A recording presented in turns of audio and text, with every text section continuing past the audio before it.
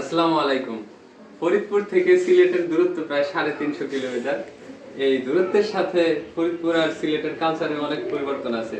যেমন সিলেটে কেউ আসলেই চা দিয়ে আপ্যায়ন করা হয়। তো এখন আমি এমন একটা জিনিস দেখাবো যেটা ফরিদপুরে নেই। দেখতে পাচ্ছেন রান্নার চুলা দেখা যাচ্ছে আগাম।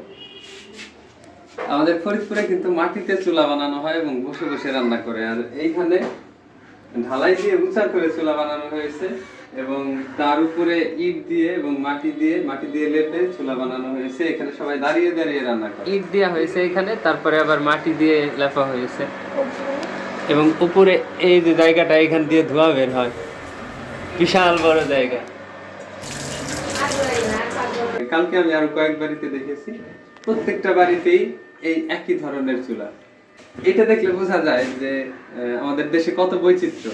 মানুষের ভাষাগত যেমন বৈচিত্র্য আছে, বিভিন্ন জেলার বিভিন্ন রকমের ভাষা, খাবার বিভিন্ন রকমের খাবার, আচার অনুষ্ঠান, প্রত্যেকটা জিনিসেই অনেক পরিবর্তন।